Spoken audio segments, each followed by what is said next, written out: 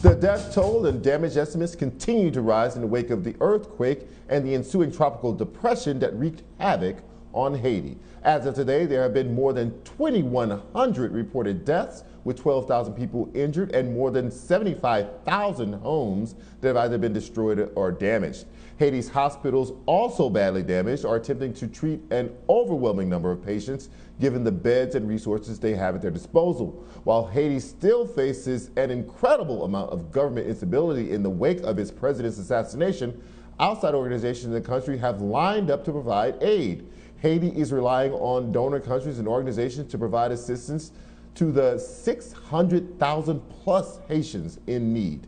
The U.S. Coast Guard has launched a relief mission to assist Haitian officials with rescue and relief projects. The European Union has allocated $3.5 million and the United Nations $8 million to help finance the rebuilding of Haiti's homes and infrastructure. Joining us to discuss the earthquake relief efforts and Haiti's reliance on other nations for aid is the ambassador of Haiti to the United States, Bocchit Edmond.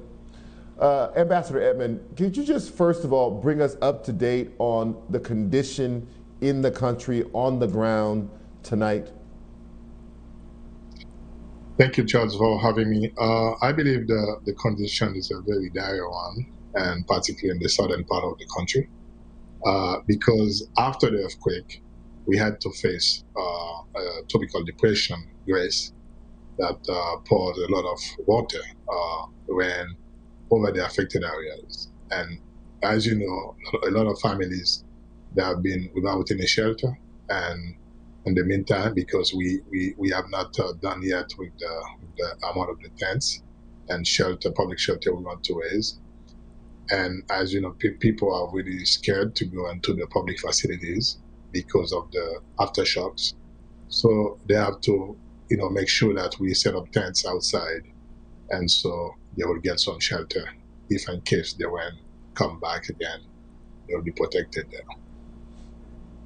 So many countries are offering aid. What is the major hurdle to getting that aid to the people who need it? But I believe some of those hurdles have been, overpassed, because the main issue was the logistic issue. Now, with the help of the United States, the Department of Defense, we have 8 helicopters and underground, and the Coast Guard as well. And those are helping, particularly transporting those wounded to the main cities. And with the helicopters, we can access those areas which is not accessible by road, because most of the roads are cut off and bridges was damaged. Therefore, that was the main challenge. But now we're starting to see some solution to that. In addition to these kind of humanitarian missions that the United States and others are helping with, do you believe that Haiti will request or want foreign troops to come in and help with logistics on the ground? I believe the most important thing, they are on the ground. There are some experts down there. They will certainly, with the contribution of the Haitian authorities, they will assess exactly the needs, if it is possible, if it is necessary. As long as the United States and other nations are willing to help, I think we will ask for that. But in the meantime, let us wait for the assessment and to make sure that if it is important, if it is necessary, and to go ahead with that. Let me ask you another question about aid and recovery. What did you learn most from the last earthquake, 2010, that may be helpful now in this rescue effort, this kind of mobilization of aid, mobilization of help from other countries? First of all, I think when it comes to the 2010 earthquake, I believe it was one of the greatest deceptions of the Haitian people, because the earthquake happened in January, and in March 2010, there was a conference at the United Nations, and many nations pledged to contribute to the reconstruction of Haiti. I think it was around $4 billion. But 11 years later, I don't think the UN got even 1/4 of that pledge, saying that a lot of those promises were empty promises. And the other lesson I think we need to draw from that, we need to understand that aid, there is no way you can develop a nation with aid, foreign assistance.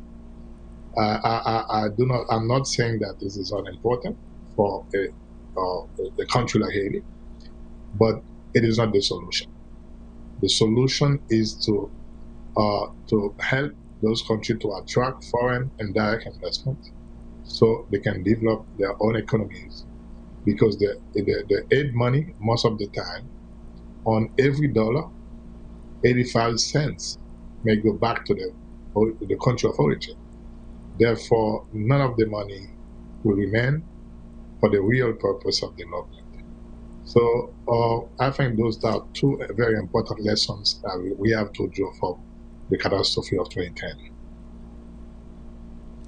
Is there something that can be done around the enforcement of building codes or the funding of pushing funding down to people to help them to meet building codes? Because Haiti and a lot of countries in the Caribbean are very close to a plate. This is not like it's not going to happen again. The plates move. And so how do we get to a point where we have building codes that at least reduce the amount of death and destruction in the country? I understand your point. And in fact, this is what's being done, particularly in Port-au-Prince, where the earthquake in 2010 hit. The building code, they adopted a new building code, and most of the new constructions are doing the best, and the government is making sure that they are doing the best to respect the code. But now, if you go to the southern part of the country where the second earthquake hit, those houses been there for years. Those people, most of the time, they don't have money to have a kind of project to reinforce the houses. Therefore, those houses were there for many years, and we did not use to that, to the earthquake. So now, I believe, after what happened, certainly in the southern part of the country, when they are going to rebuild those places, those houses, they certainly will respect the building code and to make anti-seismic houses.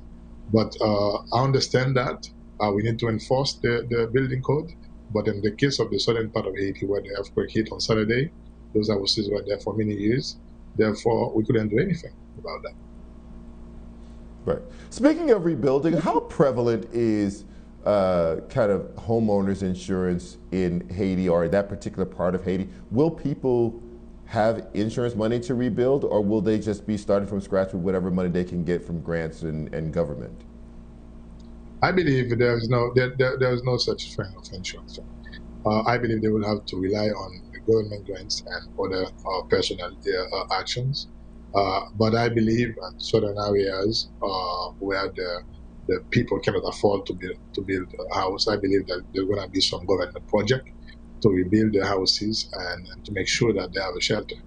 But when it comes to the insurance, home insurance, something, we don't have that in this part of the country. Ambassador Edmond, thank you for your time, and we will stay focused on the events in Haiti. The R. Kelly trial started today. I'll tell you about it next. You're watching Prime on BNC.